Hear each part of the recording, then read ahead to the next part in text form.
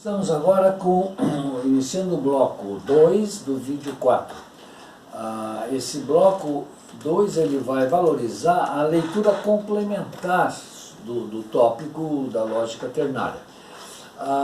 Eu estou enviando para vocês a pedagogia do transdisciplinar, que é a terceira pedagogia daquele conjunto de pedagogias da sustentabilidade. Você poderá encontrar isso naquele link lá onde está o manual das pedagogias, na página 37 e 38, você encontrará a introdução da pedagogia da transdisciplinaridade. Eu queria destacar a página 38, se você puder se fixar nessa página, nesse momento aqui da nossa animação, da nossa motivação. Eu queria que você pudesse dar uma olhadinha, eu queria explorar um pouquinho esse desenho. Aqui você vê que tem dois níveis de realidade, a ideia é essa, dois níveis de realidade. Pode ser o nível quântico que você tem no seu corpo, em todos os átomos, mas pode ser também o nível biológico, macrofísico, ou o nível psicológico. Então, a ideia dos contraditórios que a gente traz lá da lógica binária, na lógica ternária, esses contraditórios passam a ser complementares na estabilização dos fenômenos. Então essa aqui é a ideia, e eles estão, digamos, dentro, no interior de um nível de realidade. Por isso é que a gente vê três níveis de realidade no mínimo, na transdisciplinaridade. O elemento T, que faz a mediação entre esses dois contraditórios ou complementares, ele está situado num nível de realidade diferente daquele. Então, se tu tem aqui o nível quântico, aqui tu tem o nível biológico, você terá aqui o elemento T. Então, essa lógica ternária se estabelece dessa forma. Por isso é que ela não ofende a lógica binária. Tu vê que a lógica binária continua existindo nesse nível, por exemplo, o A e o não A, e o elemento T está no outro. Então agora eu vou dar alguns exemplos e vou convidar vocês a pensarem em alguns exemplos de lógica ternária no nosso cotidiano. Por exemplo, no nível quântico, você tem os quarks que constituem a estabilização do próton e do nêutron. Mas enfim, os quarks que estabilizam o próton, por exemplo, é uma relação dentro deles de um quark que é up e de um quark que é down. Quer dizer, um quark que tem um ponto positivo, ou uma carga positiva, e um outro que tem uma carga negativa. O que faz a mediação entre dois quarks que são antagônicos é o gluon. Esse elemento é essa força nuclear forte. Essa força nuclear forte vai fazer a mediação daquele par de contraditórios. Os prótons e os elétrons também, eles são contraditórios. O próton tem uma carga positiva, está lá no núcleo, o elétron tem uma carga negativa, está girando em torno.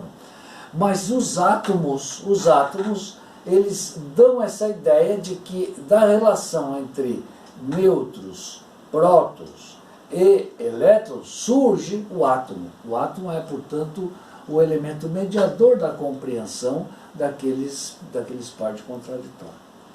A ordem e a desordem é a mesma coisa. Se você trabalhar negentropia e entropia, eles são dois contraditórios. A entropia é sempre positiva, crescente, e a negentropia nega a entropia, então tem um sentido positivo. Tem um sentido negativo a negentropia. E a organização é o que resulta dessas duas relações. Na natureza biológica a mesma coisa, quando tu tem autonomia e ecologia, a autonomia está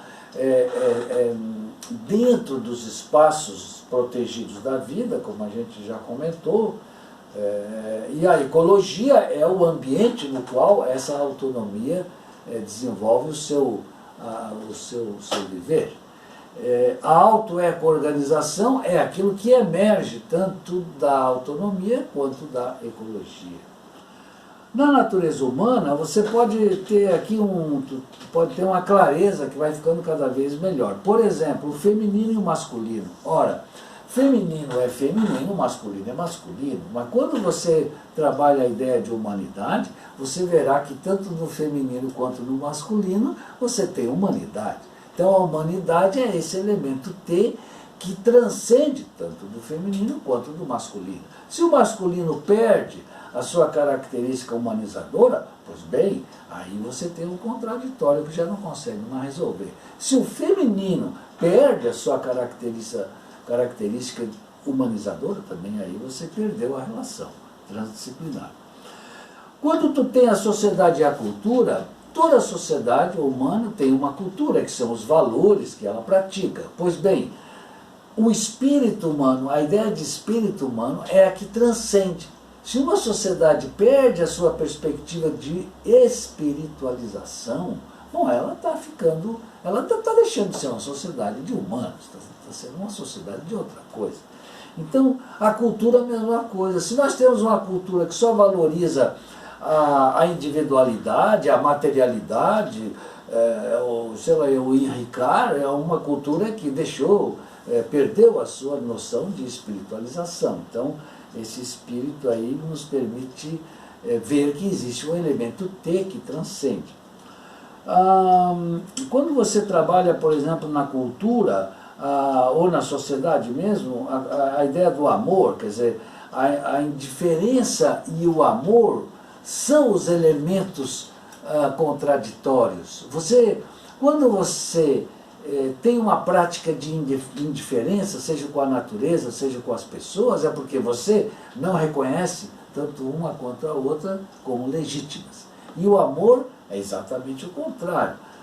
Você ama alguém, ou você tem um sentimento de amor, quando você reconhece a legitimidade desse alguém ou desse algo. Então, eu acredito que você vai construir aqui vários exercícios de lógica ternária. A ideia é que você consiga criar exemplos do seu cotidiano, da sua família, da sua relação de trabalho, na sua relação pública, no seu bairro, de lógicas ternárias, para que você possa exemplificar os complementares e o elemento T de pertinência transdisciplinar que liga esses complementares.